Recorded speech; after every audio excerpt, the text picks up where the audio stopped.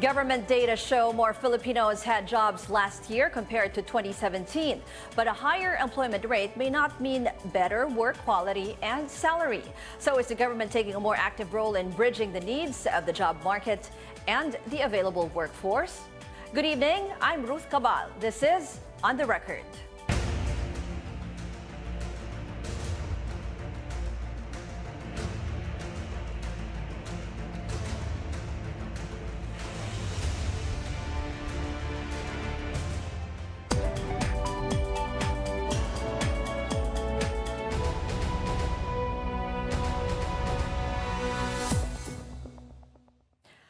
Our guests for this episode, Dominic Tutay, Director of the Bureau of Local Employment, Louis Coral, Vice President of Labor Group Trade Union Congress of the Philippines, HR practitioner Angelina Muki will also join us later on in the show. Good evening.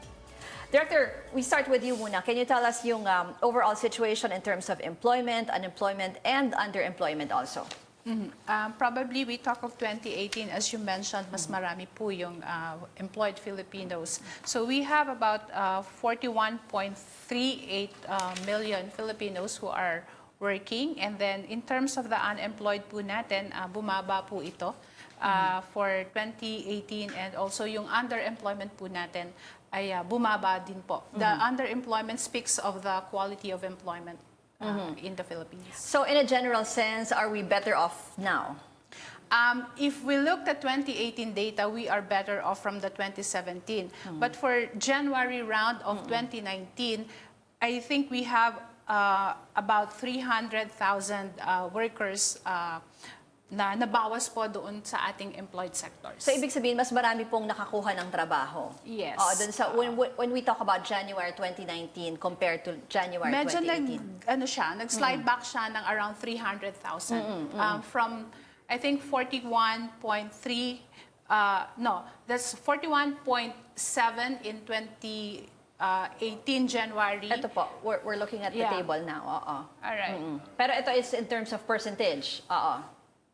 Employment rate is 94.7 in 2018. Yeah, but if you look at the actual figure there, if you look at, even if the rate 94.8 is higher than 94.7, if you translate that into absolute figures, we went down by around 300,000 workers for the employed sector. So 94.8 represents about 41.36 million Filipinos employed, as opposed to 31.7 million Filipinos employed in January of 2018. Ano ibig sabihin, ma'am, nang sabi niyo mas bumaba ng 300,000? Nawalan ng trabaho? Ano po yun? Kasi po, ibabase po natin yung ating employment rate doon po sa labor force po natin. When we say labor force, these are 15 years old and above who participates in the labor market, either employed or unemployed. Medyo bumaba yung labor force po natin because most of the Filipino workers went back to school, especially youth sector, and also some women also went back to school. Pero anong prospects natin looking forward? We do hope na magtuloy-tuloy po yung gains natin ng 2018, lalo na this year, 2019 is an election year. So mas marami pong trabaho na produce because of the election season. And hopefully po, sana hindi maapektuhan yung programa natin na build doon po sa pagkakadelay nung pagpasa ng General Appropriations Act po natin. Pero if you consider also 2018, isa din sa mga naging factors dun sa economy natin, yung inflation nung 2018. Naka-apekto ba yun, ma'am? Actually, hindi. Kasi we're better off in 2018 compared to 2017. We gained around 826 employment in 2018. In 2017, we lost about 600,000 jobs, and there are so many factors there.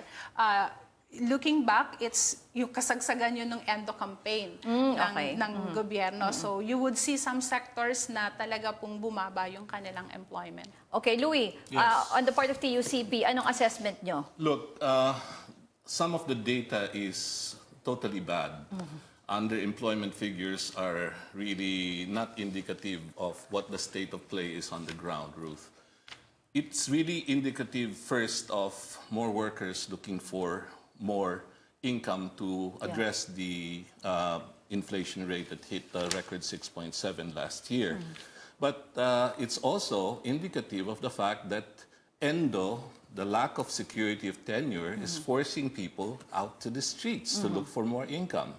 So when you have a job and employment policy, it should be designed really to address several other structural problems. Are you attracting decent jobs? What are decent jobs? Jobs that have value added. Or are we just looking at jobs where people staple, put things together, and that are seasonal in nature and therefore are not permanent? So that creates a real problem for us. Our call is for the Department of Labor and Employment to really sit down with the Department of Trade and Industry, CHED, TESDA, the Department of Education, to get a whole country approach together, rather than what we're doing, piecemeal. Now, even for DTI, we'd like to see DTI sit down once and really address a sectoral strategy with the Department of Energy.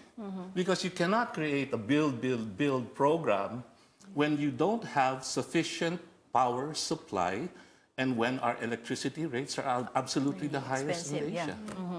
So you have to have something more nuanced, more, and DTI, I think, is taking a standalone approach. I don't know, but that's a problem. Pero yung The reality is, what kind of jobs are these? Yun na nga eh. Kasi binanggit mo yung underemployment. Kasi when we talk about underemployment, ito yung kulang yung oras nila, di ba? Less than 40 hours a week. And then also income. And then also yung sinasabing mismatch din, yung parang either overqualified or underqualified. Overskilled or underskilled. And ma'am, I'm looking at yung year-on-year na 2017 and 2018. Actually, tumaas pa yung underemployment. Is that correct? Oo. When you look at year-on-year ng 2017 and 2018. 2017 and 2018, in terms of percentage, there could be a slight increase. Yes. But if you look at the absolute numbers, over time, bumababa naman po tayo. I think ang problem natin noon, nasa 19-20% ang ating underemployment rate. Ngayon, we are down to about 16 at the lowest, itong atin pong underemployment. But still, it's a big problem because you are employed, but about 6 million are still underemployed. Bakit po ba nangyayari yun? Yun ba yung job mismatch? Dito ba pumapasok po yun? Underemployed could... Well, an underemployed, it would mean that you work less than the hours that's expected, and then your income is also less than what the family needs. And therefore, you juggle one job to another, just so that you'll have income to support the needs of the family. The other thing for underemployed is the mismatch, because you can be overskilled of the job or you can be underskilled. You are doing a job that's not really in line with the skills that, or even the education that you have taken. Yeah, Ruth, you know, the problem with that approach is the Dole is trying to relegate its role just to job matching. You know, job creation is more than job matching and facilitation. You have to have a real strategy. Build, build, build. Yesterday, 2 days ago, we filed a minimum wage increase petition, 710 pesos. We were reminding our colleagues, friends in the Department of Labor and Employment and the economic managers that it's not just a question of substandard steel, but malnutrition and nutrition deficient workers who are doing your build, build, build. You will have future problems in terms of social costs for health consequences. These workers will not be able to provide well for their children. In fact, the Save the Children Philippines has a study that indicates that the stunting rate is already 33% for our young infants. And that number might have increased dramatically because PSA has pushed down the poverty threshold to 10,481, which is a draconian, brutalizing number, which is now helping set Dole and the economic managers define policy on labor relations and on wages. This is really something that has to be addressed seriously now by Dole. So this is our wake-up call for Dole. Address the wage issue, address the hunger issue for workers who Dole, address security of tenure issues immediately, because you still can do that. Okay, basically, overall, it's yung quality The jobs quality talaga jobs. quality employment eh. Sige, babalikan natin ang ating discussion kasi parang gusto sumagot ni the director. We'll be back after a quick break. This is On the Record.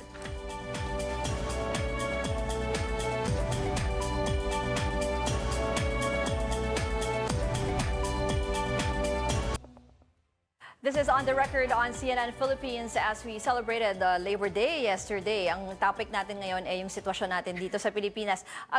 Pagre-react natin si Director kasi ang sinasabi ni Louie, it's an overall, actually related yung employment problems natin, issues natin with salaries, with hunger and poverty, and even yung power rates. How do you address that, ma'am? I don't want to debate on the wage issue, but in terms of the stunted growth of our children, that would really be a negative effect for our future workers because you cannot develop a very good human resource if you have a stunted growth children at the moment, and you cannot reap that demographic dividend that we are always saying.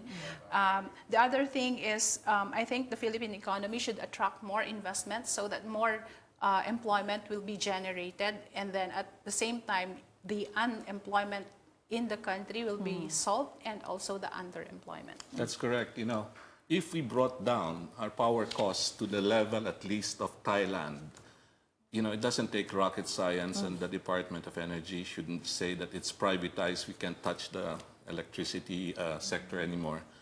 You will make our economy more competitive. We don't have to wait for build to put up the infrastructure to pull in the investments. Investors will come as long as you bring down the cost of power. Even now, you don't have to look at a long-term manual labor, slow growth model. You can look at a fast growth model with decent jobs as long as you bring power rates down. Now, for investments, we'd like to see investments that do and create additional value. You know, we have 7 million workers in PESA, but 90% of them are endo and contractual. And all they have in terms of investment incentives are fantastic tax holidays.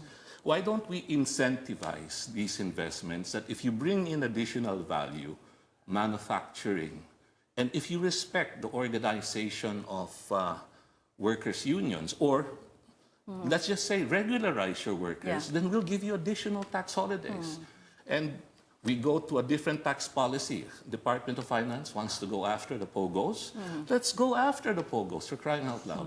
Because however high you put the tax hurdle on POGOs, most of these people into gambling are addicts, and no tax hurdle will disincentivize or dissuade them from entering into the gambling Pero right casino. now, looking at figures, ma'am, ilan ba yung unemployed? Sa ngayon po, mga nasa Pilipino? around 2.3 million Filipinos, and almost half are in the youth sector. In the youth. Okay, so kung ako ay isang kabataan ngayon, ano bang pwede kong gawin para ano bang mga in-demand na pwede kong, how can I develop myself? Ano ba yung industries na in-demand na doon ako mag-a-apply? Well, base po sa ating labor market information, we have key employment generating sectors such as the construction, the manufacturing, the hotel, restaurant, and tourism industry, transport and logistics, and also the IT, BPM, and wholesale and retail sector. So these are the sectors that generate more employment for our people.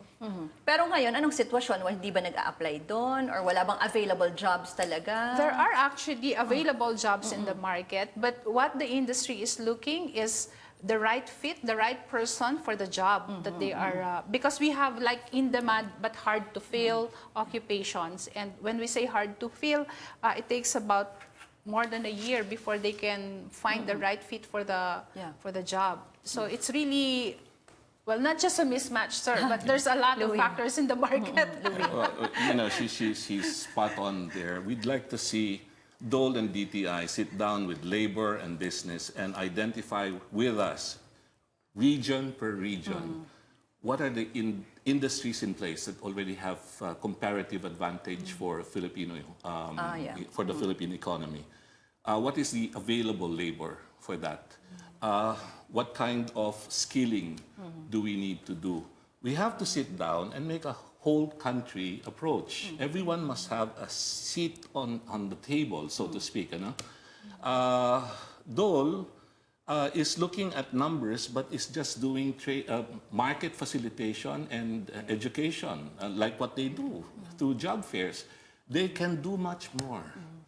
And that is the challenge to the Secretary of Labor, for him to make a giant leap of political and economic imagination to see to the real problems that Filipino workers have. The second is you're looking at the fourth industrial revolution. Automation, robotics, artificial intelligence, apps-based. We have to create a situation where technology will not be the competition for our jobs. So we have to get out of manual, repetitive labor, especially in retail or what have you.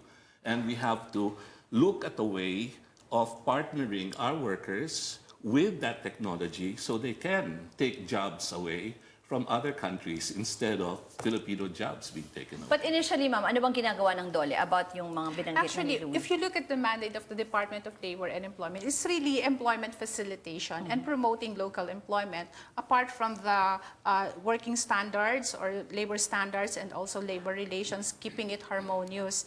But what we do with the education and training sector, we do some bridging gap because we have a supply of workers that do not meet the requirements of the industry. So it's also the department who bridges that gap. So we have a number of youth employment Additional facilitation training, ganun ba? programs that we provide them skills, we provide them training just so that they meet the demands of the private sector. But you are right, we have to work closely with the Department of Trade and Industry, and I think we have some works to do, particularly for the construction sector, because we're saying that we lack skills in the construction sector. So DTI, TESDA, and DOLE will be working with the industry, identify what are really, how many Anong do we need kulang to na produce. skills? Like what? Well, actually, The whole range, from carpenters to heavy forklift equipment operators, to heavy equipment operators, to...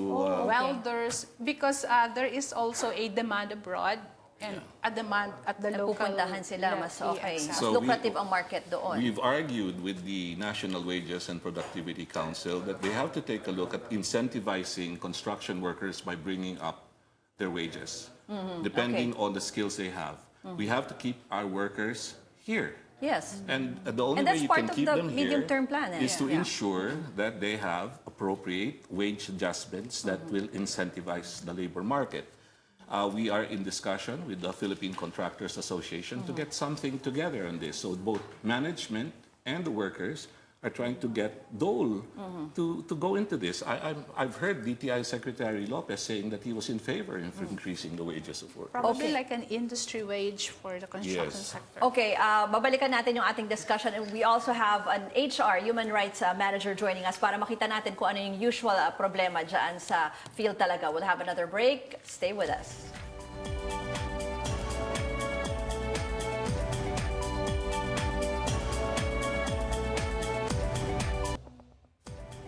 This is On the Record on CNN Philippines. HR practitioner Angelina Muki from People Management Association of the Philippines joins us right now. Ma'am, kanina na pag-usapan namin na sinabi ni Director, ang problema, isa sa mga problema ay yung the workers and the companies can't find the right fit eh. Problema ba talaga yun sa field pag kayo when you accept applicants or... It depends a lot actually kung yung company is very clear also about what their requirements are. So I'd say it works both ways, both ends. And the applicant themselves, kailangan malinaw din sa kanya, ano bang klaseng trabaho ang gusto ko? At saka dapat kilala ko yung sarili ko. Minsan, especially if they're young, pag fresh graduates, di ba? So pag fresh graduates, minsan gusto lang yan, magkatrabaho lang. Bahala Kahit na. ano na lang, Kahit kahit ano, anong basta sweldo makapasok or lang. ano, So oo. doon magkakaproblema ka ng right fit. And then after about 6 months to a year, aalis sila kasi parang hindi ako bagay dito. So I think what would help is for the applicants, maybe spend some time in reflection, get some counseling, guidance. Ano ba yung gusto kong marating? Ano ba yung gusto kong trabaho? Saan ako bagay? Because I believe every person has his place in this world. Meron siyang lugar. Kailangan lang kilala niya yung sarili niya at saka ano yung gusto niyang patunguhan.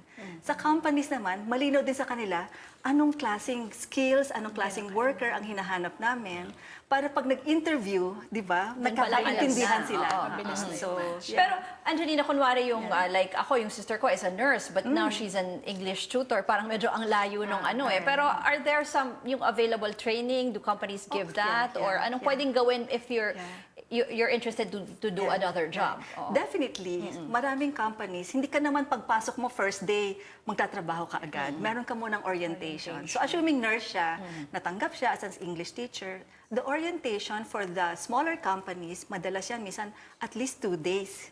Diba? For some companies, depending on the role itself, pwede pa yan minsan a month, right? Especially kung management trainee, it can take as much as 3 months. So there will always be a form of training to help you be prepared to be able to perform well on the job.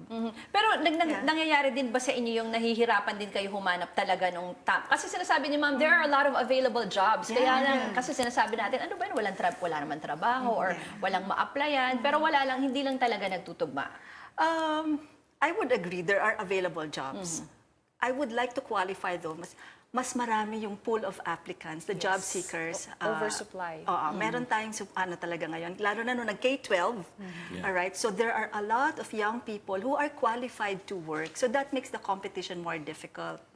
So ano ang pwedeng gawin ng companies, I would say, would be one, we need also to give a lot of chances to the people who may not have experience yet. I assume yun ang hinahanapan natin ng tulong ngayon. Kasi once you have the experience, okay ka na eh. Meron ka ng leverage, meron ka ng credentials. Pero may tumatanggap ba sa walang experience? Yes, okay. Yes, definitely, definitely. If they have, again, the other thing I would say to students or to those who are young, make sure you do well in college. The better your grades are in college. And if you get involved in mga extracurricular activities, mga volunteer groups, it shows that you're somebody who wants to contribute to the community. Hindi ka lang basta magkatrabaho ako. So, ano ba talagang number one na kinoconsider ngayon? Sabi, may mga surveys, sinasabi ang number one daw, attitude, hindi na daw porke matalino ka, organic kasi primera klaseng university. So, ano na talaga ang patakaran ngayon or what qualities are companies looking for? Number one are skills that are readily applicable. So, the course, kaya nga, maski nursing siya, okay lang, di ba? So, skills that can be applied on the job, definitely, computer, tech skills, interaction skills for customer service or even if you're just answering the phones. So ito yung mga skills na hindi mo natututo sa course sa college, di ba? And then I would say yes, attitude. Kasi maski graduate ka ng magandang university, honor graduate ka, pero feeling ka of, oh, big shot ako kasi graduate ako of so and so. And then you come in and you don't recognize na you're starting out. You're trying to get to know the company you're working for. You're trying to get to know the people you're working with. Kailangan team player ka, so hindi pwedeng bida ka, di ba? So that comes from your attitude. And you genuinely want to make a contribution. Hindi lang puro sa akin. Okay, last question ko na lang for all of you. What's there to celebrate ng Labor Day? We just had Labor Day yesterday. And ano pa yung pwede natin gawin to help our workers? We'll start with you, Louie. Quickly, government and education should now sit down and factor in what kind of jobs will be needed in the next 10 to 20 years. You know, it takes a long time for Congress and government to get to that kind of vision. And now is the time to begin advocating, going to that kind of trust, what kind of jobs, and to push the kind of skills that are needed there. For Labor Day, there's much still to be done. And there's a lame duck session from May 20 to June 7. Let's pass a security of tenure bill. Let's end contractualization, worst forms, labor-only contracting. And let's address the wage issue because there is a real malnutrition issue that workers are now facing. Okay, Director. To me, what we should celebrate, I'd like to say congratulations to the almost 20,000 job seekers who found jobs yesterday and today. And that's very good news for all our job applicants. And then secondly, probably the passage or the signing of the implementing rules and regulation of the 105-day expanded maternity leave for our women workers. That's a reason to celebrate as well during Labor Day. Overall, we expect improvement this year sa ating employment. Hopefully. Okay, ma'am. What's to celebrate? I would say the quality of our talent. I believe in the Filipino people, the quality of our youth, no matter what kind of disadvantages we may have, right?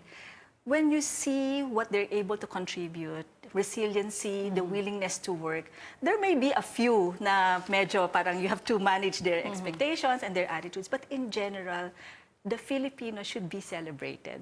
Okay, the Filipino worker. The Filipino worker should be celebrated. Okay, thank you very much to our guests tonight, Dominic Tutay from the Bureau of Local Employment, Louie Coral, TUCP Vice President, and Angelina Muki from PMAP.